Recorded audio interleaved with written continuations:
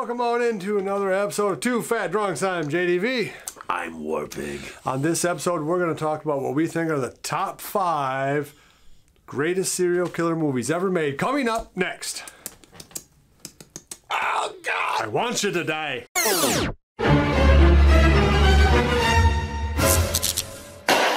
Hey, everybody. Welcome on in. It's been a while since we did an episode, so it's... Hey, bro. Yeah, Good to see you. Good to see you. As we shoot this episode, it is the end of winter, sort of the end of February. Like a witch's tit. And it occurred to me that despite the fact that we primarily concentrate on genre films and I make horror movies, that we have never talked about the great serial killer movies. Serial killers. So, I think that... So right off the bat, we ought to say... Let's make the distinction right now. The reason why films like Halloween... Friday the 13th. And movies like that aren't going to be on this list is because those are horror. Slasher films. Right. Right. They feature characters that have supernatural abilities. Because it's almost like they're living nightmares. What happens in the film is like, this would not happen in real life. None of these would happen in real life.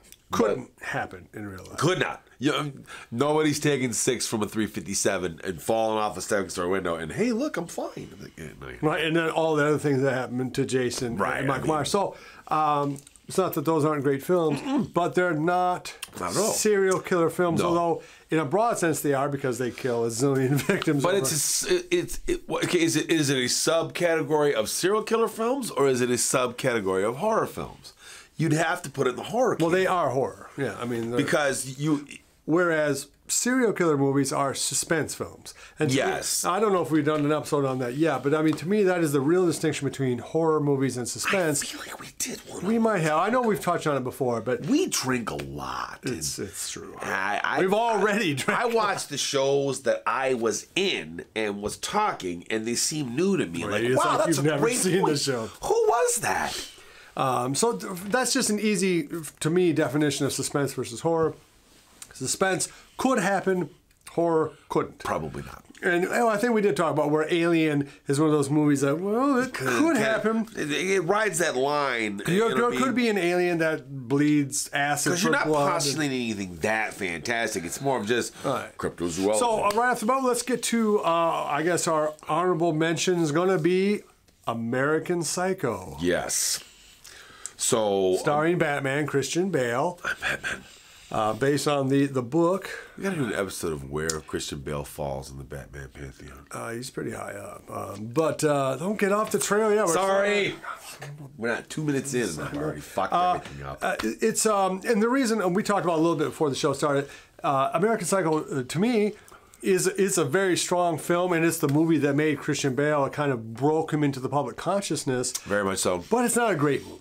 No, and it honestly, American Psycho is a very cult film, but it's a cult film because of Christian Bale. Like, as a story, I mean, it's a good story. There's not a ton of suspense because you're empathizing with his character. If you've ever read the book, it's only like that much of the book. It's just not enough of the book. Is that Tom Wolfe? No, it's Bret Easton Ellis.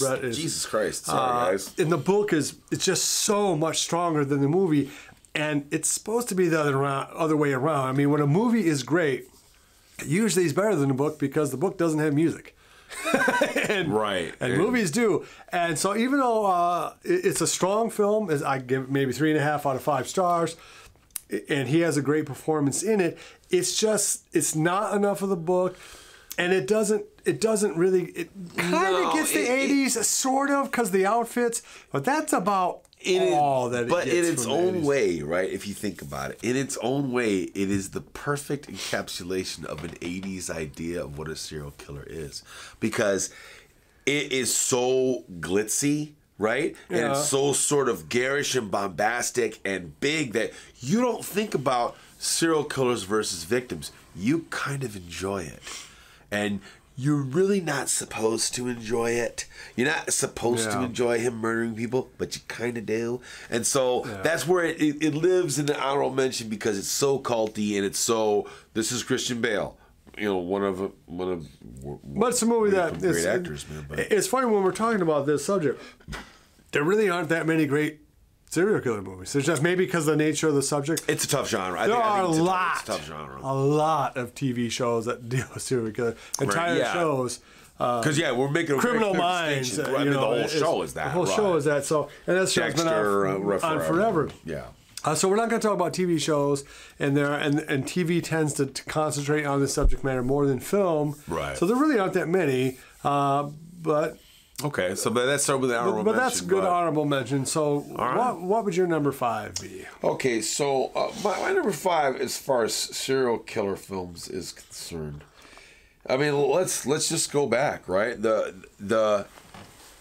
Is it the first serial killer movie, really? Psycho? That's interesting that you put it 5, because that's where I put Psycho too. Is I put it at 5. Yeah, because that. I mean, take for a moment just the style of the film and the famous scenes in it. You have to look at it and say, as a standalone film, in an unusual and unique sort of trying to take away the fame and cultural impact, which was large, which was big, right? But what I'm saying is in the pantheon of Hitchcock films, this sort of stands apart. Like, there's really not another Psycho in his filmography. He tried to do one later in his career called Frenzy. But no. Hey, what's interesting about Psycho is he did it at the height of his powers and the height of his career. He did it almost as a gag. The crew from the film was all the crew from the Hitchcock TV show. Of Hitchcock Presents. Right, all shot on kind of the back lot, other than the opening shot in Phoenix. Mm-hmm. Almost done as a lark. Really small budget. But just... And then somehow, of course, Bernard Herrmann's score is absolutely fantastic in that movie. But it's black and white, and it's just, as much as I enjoy some black and white films, that's not a movie that benefits from being in black and white. It's not. Can I make a counter argument? Despite the fact that it's in black and white. Can I make a counter argument to that? I mean, it's got to be number 5 for a reason. I know, and that's why. I mean, you can make an argument that that's the case. I'm going to make an argument why the black and white I don't think works that hard against it.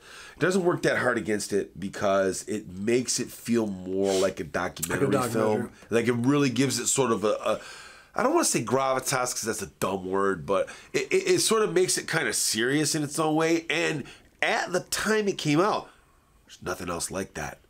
Nothing else like that. And look. Let's just put it out there. Why does this movie work?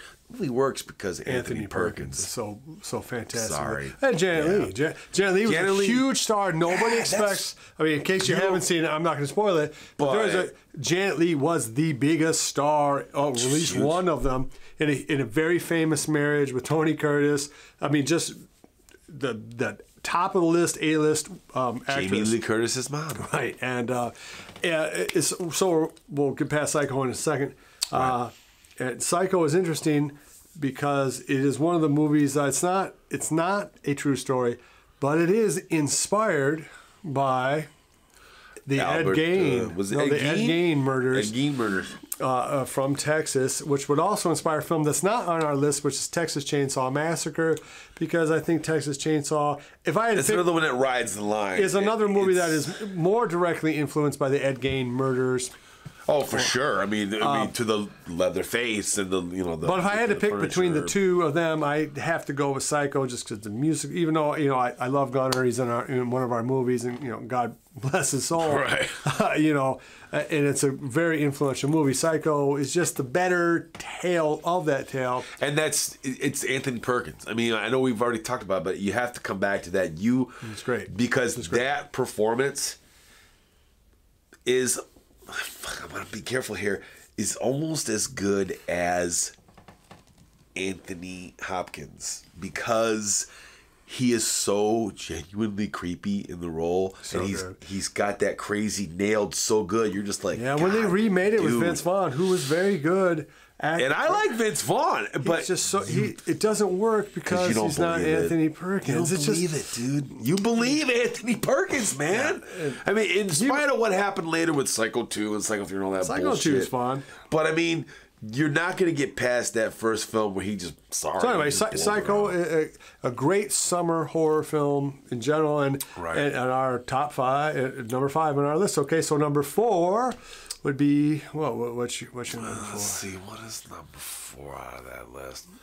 For me, it would be Henry. I know it's not yours, but You're gonna put it 4? yeah, Wow. I'd put it on 4 just because. All right. For a couple of reasons, Okay. it doesn't have a great. It's the production value on that film is not fantastic. It's a very low budget film. Yeah, but There's not a lot of music. No, and I guess it's kind of a weird thing to say. It's almost too grim. well, and that's just it, right? I mean, because for me, that's why Henry works. It seems a little gratuitous. It's the most, what do you want to say, the most pure serial killer film ever, because I don't know that that's true. it doesn't pull any punches. It doesn't attempt to get you to empathize in any way. Anyway, no. What it's showing you is the grim reality of a completely psychotic person. They're bad. He's not a good person, dude. This man is a straight up murderer, and he's not like, nobody's gonna dress up as Henry for Halloween. You know what I'm saying? You're not gonna do that because this guy is not someone you want to be. This guy is bat fucking shit, and he does horrifyingly bad things in a very clinical, very cruel way. He's not intelligent. He's not clever. He's an animal. Yeah, and I guess that would be something that unifies all of these movies is that, it does not really celebrate them. Maybe that's why my American Psycho is on our 6th or honorable mention list, is because of the movies we're talking about. That's maybe the closest to glorifying them. Because you do empathize with his Because character. he's rich and good looking. Hey, it's Christian Bale. There's none of that It's going wacky, on with Henry. And Henry's not like that kind of Very came out. documentary, We were, in film school when that came out. That was Right. a big influence. Yeah, like a lot of the movies on this list, it made the star of that film. It propelled him Very to stardom, famous. which is Michael Rooker.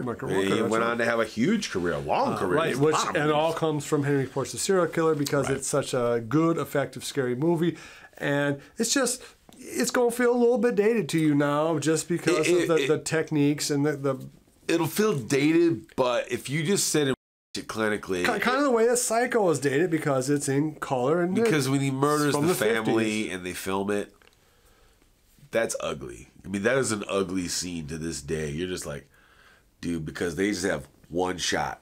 Okay, but And it never there's cut one- away from there's it. one we forgot, and we'll just get right to it. Do it. Manhunter. You forgot about it, didn't you? Dude. Because that scene where you're talking about him murdering the family, sorry, bro, Manhunter outdoes him on that. No, Manhunter outdoes it for. I honestly, I wish I would have remembered. Yeah, I and think thought of Henry it might have to because be bumped to the honorable mention list, man. I'd say that. I can't bump it to the honorable mention list, but I can put Manhunter very high, dude. Manhunter is a great because of fucking William Peterson great. and his the role, and that's interesting. Here's an interesting point of distinction: the serial killer movie, as told from the point of view of the serial killer, as opposed to the catcher of the the serial people who are catching them, right? And that whole subgenre of sort of procedural crime. that's an And element. He nailed that. I mean, William Peterson nailed that so bad that he created CSI. Yeah, in Psycho, you That's have why the there's detective CSIs trying because of that. to nail it down. Yes. In Manhunter, you have William Peterson as the FBI agent. FBI agent. Yep. It's a Who prototype also for was Silence named of the Will, Lambs. right. Will Graham. And so that's a movie where you get to see both the killer and the guy who catches the killer in full action. And you're equally involved with those characters, even though you don't get quite as much of Tom Noonan as The killer. The killer, you do get enough. And let me tell you, as He's a very good. genuinely creepy guy, huge guy. dude. Yeah, well, he is big. He's fantastic. very big. But he plays that role so good. And William Peterson is just so, the photography is fantastic. And it's Michael Mann. And the music is the end of Manhunter is one of the strongest ends of any film that you'll see, just in part because of the score. And when he finally starts to put it all together, it is very powerful. When he hits that moment, you see. It's funny that we kind of forgot Manhunter. It's a kind of. I'm sorry, I can't believe I did that. Yeah, I 'cause I know really you can't. love I'm that like, film. I love Manhunter. If it's on, click. I'm watching. Yeah, sorry, Manhunter's on. I'm gonna watch it. Right, it's a fantastic Heart movie. surgery. One that has grown on me. I did not love it. In fact, I actually did not like it when it first came out because there are some. We talked about it, and But it is. There's a lot of things to like about Manhunter. So Right. go check out Manhunter. I guess I'd actually put that at my number 4 above Okay. Henry. All right. Just because Henry is. there's just some reasons. I want to be able to enjoy the movie. Well, that's a great point. No, that's a great point because Henry is not a movie you put on. Hey, everybody, let's watch Henry. Like, no, dude, you watch Henry like once and you're like, oh God, I wish I hadn't watched that. Jesus God. I mean, yeah, it was good, but you're like, mother of God, that was awful. Okay, so I'll say for the next. Well, I don't know. We can. Well, I mean, let's get to it, man. Let's maybe we agree on the punches. top. Well, because number 3 for me, and it would be Citizen X. Yeah, now we talked about that earlier, and as it turns out, I'm going to have to amend my previous statement that you didn't see. That Citizen X and Child 44 with Tom, fucking. I haven't seen it. So Thank you. Anyways, but they're about the same killer, but they're in 2 different time periods. Okay. Like Child 44 imagines that as in Stalinist 40s, whereas Citizen X actually tells the story where it is. But give the synopsis. So part of the reason why in the top 3, the 2 films I'm going to pick, one of them Citizen X, in part is because Citizen X is based on a completely accurate, real story about the most prolific serial killer maybe ever, but at least in Russia, where he killed some 54, 55 people that we know of. Yep. Maybe a whole lot more. And part of the reason why he could get away with killing so many people is because the Soviet Union bureaucracy, I just said that word, bureaucracy? Bureaucracy. They would not allow for the fact that serial killers could exist in the Soviet Union. Right. And so there was a lot of cover-up until that guy just went so wild with killing. It's another one of these, all of these films that we mentioned have fantastic cast. You have Stephen Ray is the lead detective in this film. Underrated. You have Donald Sutherland is one of the Soviet bureaucrats who actually kind of comes around to help Stephen Ray. What was the other guy? Josh Ackland. Josh Ackland. Josh Ackland is very another big 80s Soviet guy. Yep. And I forget the name of the actor who plays the killer. It's one where you don't get to see the killer very much. And you're mostly following the cops. Yeah, you mostly follow the cop, but when you do see what happens, it's not as graphic as Henry, but it is powerful because it's usually shot in slow motion. And you see, the kids falling backwards in slow motion, and, the life goes out of their eyes. It's very well done. It was one of the first HBO movies ever made. It's just a fantastic film with great dialogue, really strong performances. Does nothing to glorify the serial killer, kind of like you're talking about in Henry. With Henry, which is this no glorification. It's a real story. So I mean, while that's horrible that it's happened, in my mind, if it's real and also a great movie, that is better than if it's a fantasy or a fiction made up. Or just sort of right. Which is why why number 1 is going to be, I think, a little controversial. The controversy. Because I think a lot of people would say the number 1 serial killer of all time, or serial killer movie of all time, would be Silence of the Lambs. Right. And for a lot of obvious sequel reasons. to Manhunter. Right, it essentially is a sequel to Manhunter. Right, because Lecter is in Manhunter. That's right.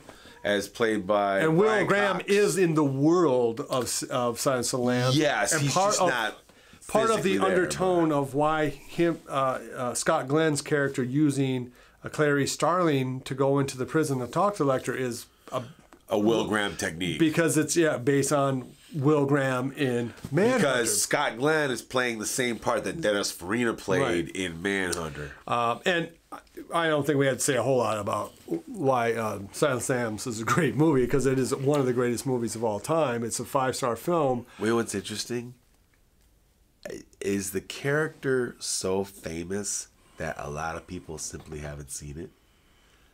Like, that is actually maybe younger very old film. Yeah, at this point it is, sure. Here's an interesting question. So it's got to be 25 years old. Under 30? Yeah. How many do you think have actually watched not that they don't know who Lecter is, right, but have actually seen Silence of the Lambs with Jodie Foster, previously one of America's greatest actresses. Now I don't know what she is, but she just picks weird shit. And Anthony Anthony Hopkins. But he's a sir because of Silence of the Lambs. Anthony Hopkins, of course, had been in many other movies before this, but he was never famous. He never had a breakthrough performance in any of those films. He No, never had not like that. He never That had would his be- kind of Peter O'Toole or Robert You're right. Shaw type You're performance. right. Not since that. And that for sure, it's what made Jodie Foster. entered the popular consciousness. Right. Both of those actors became A-list mega superstars to this very day, really, because of Silence of the because of Lambs. Silence of the Lambs. Yeah. Yeah, no, it was that strong culturally. Now, back to your Of all of the movies we're going to talk about, it has had the most cultural even impact, more than right. Psycho, because Psycho, while it's an incredibly famous film, and a lot of musicians have tried to copy Bernard Herrmann's score and all that, and everyone tries to copy Hitchcock. It's the just- reality was there wasn't 100 TV shows spun off of them like Silence of the Lambs.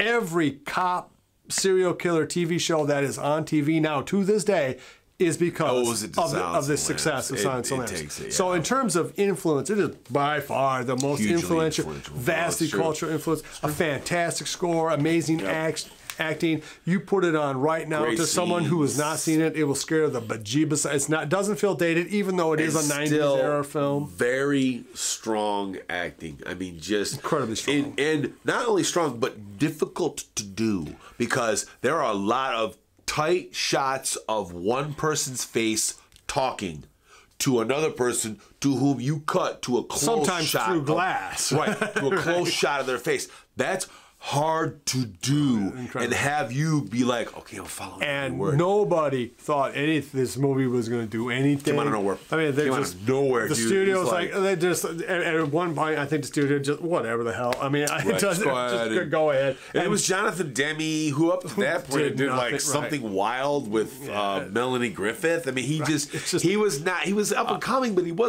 he hadn't done this yet. Nobody It came out of- thought it came out of that in such. Came out of nowhere. And the one thing that Silence of the Lambs has, that none of the other films has the love interest. Because there is a very powerful sexual connection between Clarice Starling Yes. and Hannibal Lecter. Sexual tension, In definitely. fact, I think one of the sexiest moments of all time, and I'm talking about pornos, I'm talking about any film you want to talk about, is there's a scene in that film when they touch When he like hands- this. when he hands the paper. And when they touch, it's like, Yeah, 1 second. I yeah, just wanna- it's like one of the, it is an amazing electrical There is a thing. sexual There's tension. an But there's an also- emotional love connection. but also a paternalistic. yeah. I mean, you know what I'm saying? I mean, it is. There is a he has too paternalism much to class it. to kill her because Right. yeah. I mean, she even references, I think there's a line in it saying, no, he won't come after me. He would consider that rude. Yeah, That's a good line, Yeah, right? rudeness is the worst. Anyway, so but for me, that's number 2 Okay. because the number 1 film Here comes the controversy.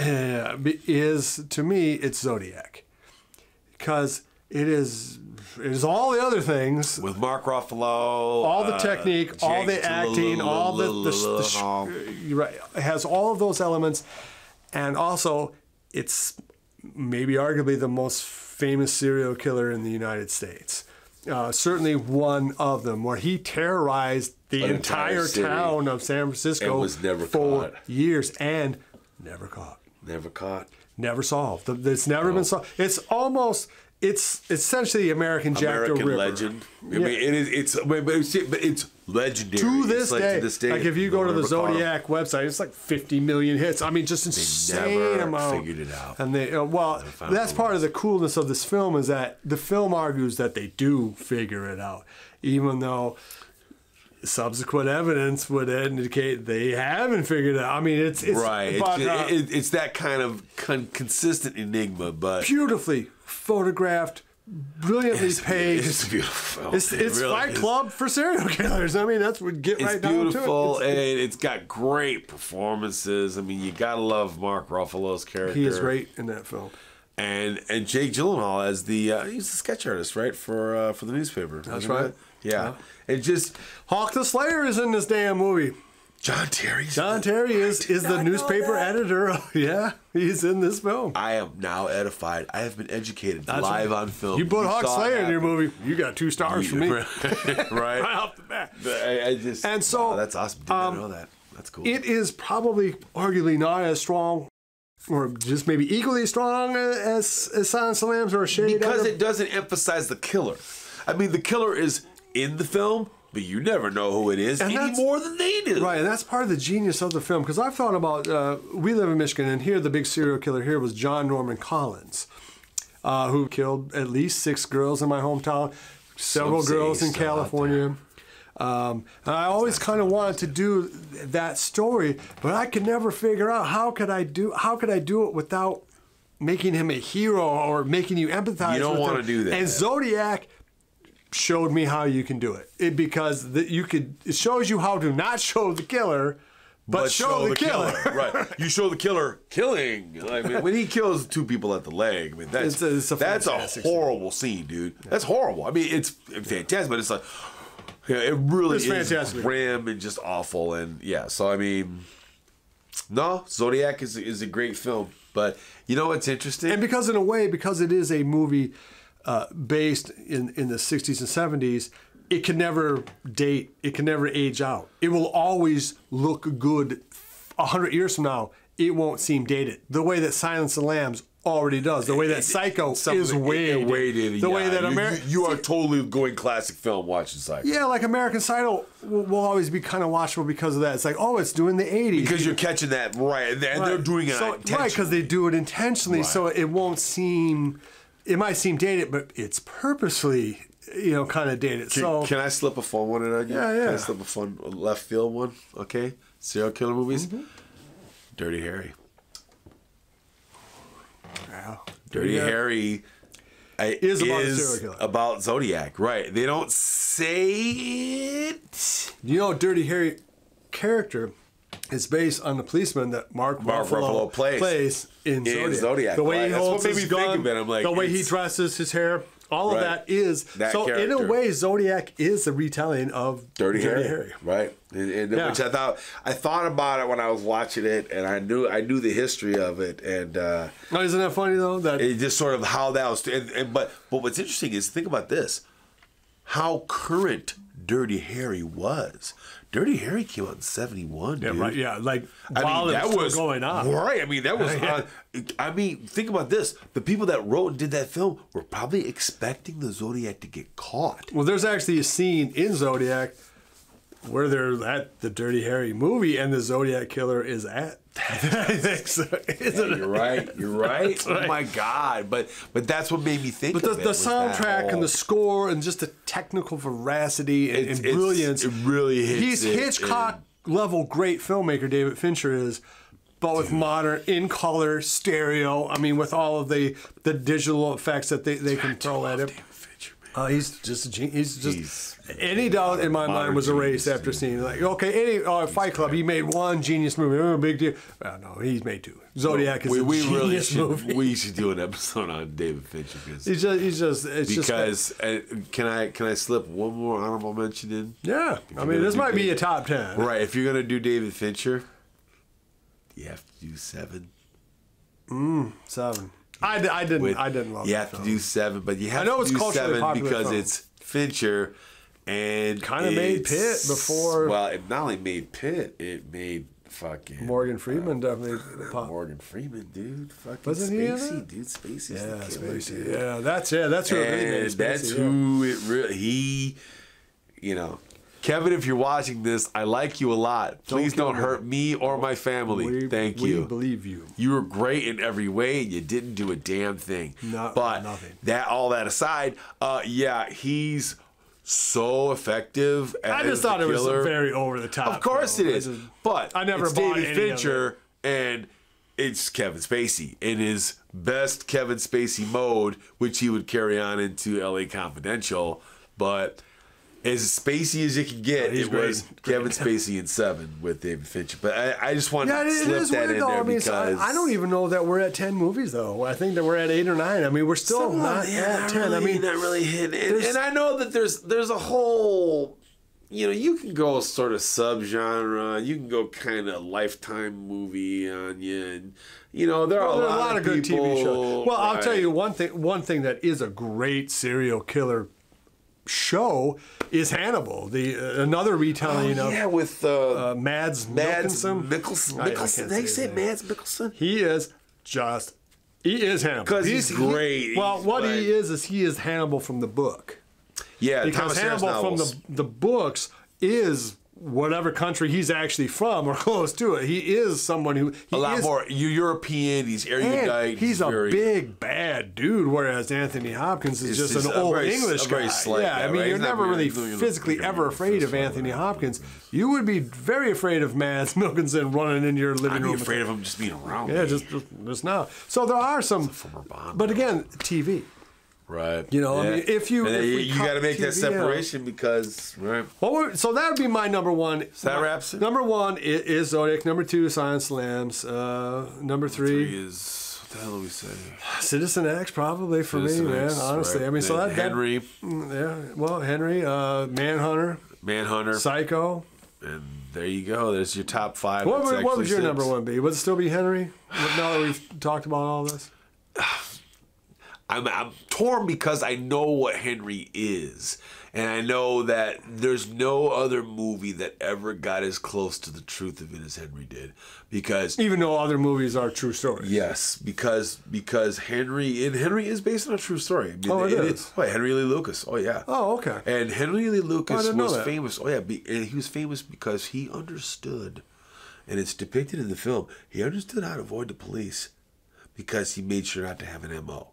That was a conscious decision on his It's part. kind of like the Zodiac killer. No MO. Yeah, So I you mean, had- his you know, MO was he's crazy and right. you can't catch me. So, and that's what Henry was about. Henry Lee Lucas, the actual serial killer, it's based on a true story, and it's just so relentless. There's nothing else quite like it, and that. It's probably the grimmest But because of it's a all of them. hard watch, and that's is a why hard Manhunter probably beats it because you can watch Manhunter all the time because you want Will Graham to win, whereas in Henry, And the music. you just want the film to stop. Yeah, I guess that's why. It's so I mean, hard. it's just so unrelentingly grim. But I think I've only seen it twice. It's just too heavy. Right. Well, it is a heavy fucking film, heavy, but that's probably why it kind of wins. But yeah, I'll put it. Before we wrap this up, Yeah. it's interesting when we're talking about bringing up Dirty Harry and Zodiac, kind of comparing it because about the Zodiac killer. Sure. It is interesting how tone, an emphasis on which character you follow, really does make a difference. I mean, Dirty Harry is not a horror film or a suspense film, even though it has those elements in it. It is Right. a action film. It's an action film that focuses on the. the It's a cop. police procedural, right? And it's Right. basically police procedural as sort of fantasized by a person that.